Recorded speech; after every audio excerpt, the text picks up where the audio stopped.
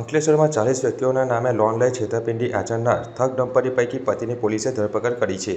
અંકલેશ્વરના સુરવાડી ગામ ખાતે રહેતા અંજનાબેન પટેલ, ગામમાં જ રહેતા સંગીતા પટેલ અને એના પતિ ભરત પટેલ દ્વારા લોભામણી લાલચ આપી તેમના ડોક્યુમેન્ટ મેળવી લોન લઈ લીધી હતી અને તમામ હપ્તા ભરવાની ખાતરી આપી હતી. અંજના પટેલ અને અન્ય લોકોના ડોક્યુમેન્ટના આધારે અલગ અલગ બેંકમાંથી રૂપિયા 16.67 લાખની લોન મેળવી પટેલ દંપતીએ રૂપિયા પોતાની પાસે રાખી લીધા હતા. હપ્તા ભરપાઈ ન થતાં બેંક દ્વારા ઉઘરાણી કરવામાં આવતા પટેલ દંપતીએ છેતરપિંડી આચરી હોવાનું બહાર આવ્યું હતું.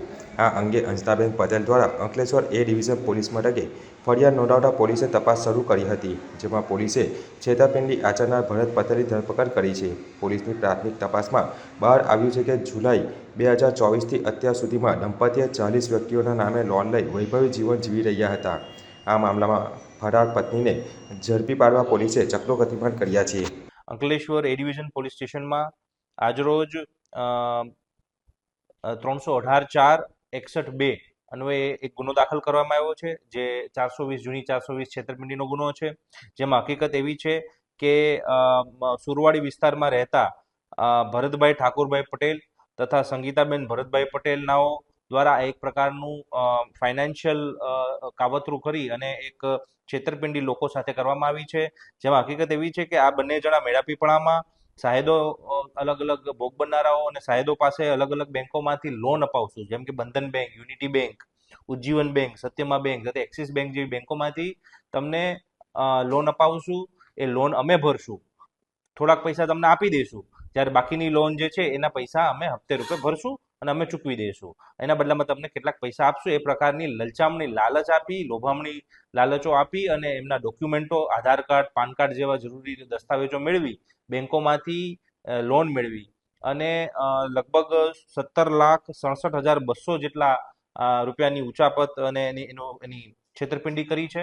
અને જ્યારે આના હપ્તા માટે બેંકના અધિકારીઓ છે એ ભોગ બનનારા અને સાહેદો જે છે આ ગુનાના એમને પાસે ગયા, ત્યારે એમને ખબર પડી કે 2 થી 3 જેટલા હપ્તા ચૂકવાયા છે, બાકી કોઈ પ્રકારના હપ્તા છે એ આમાં ચૂકવવામાં આવ્યા નથી આરોપી અને એમના પત્ની દ્વારા. અને હવે લોન ખૂબ વધી ગઈ છે, જેથી એમની પાસે ઉઘરાણી થતાં એમને ખબર પડી હતી, ત્યારે તેઓએ પોલીસમાં અરજી કરી હતી. પોલીસે આ બાબતે પ્રાથમિક તપાસ કરી, સઘન તપાસ કરી હતી અને ત્યારબાદ આજરોજ એનો ગુનો દાખલ કર્યો છે.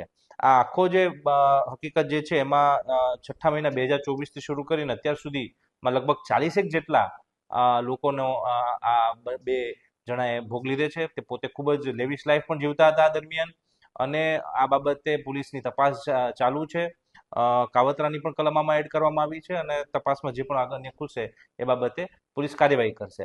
પોલીસ દ્વારા ખાસ લોકોને અપીલ કરવામાં આવે છે કે આ આરોપીઓ કે જેનું નામ છે ભરતભાઈ ઠાકોરભાઈ પટેલ તથા સંગીતાબેન ભરતભાઈ પટેલ રહે અંકલેશ્વર સુરવાડી દ્વારા અન્ય કોઈ પણ વ્યક્તિઓ સાથે પણ આ પ્રકારની ચીટિંગ, છેતરપિંડીનો બનાવ બન્યો હોય તો પોલીસને સંપર્ક કરે અને પોલીસને આ તપાસમાં બીજી કોઈ હકીકત કે હોય તો જણાવશે.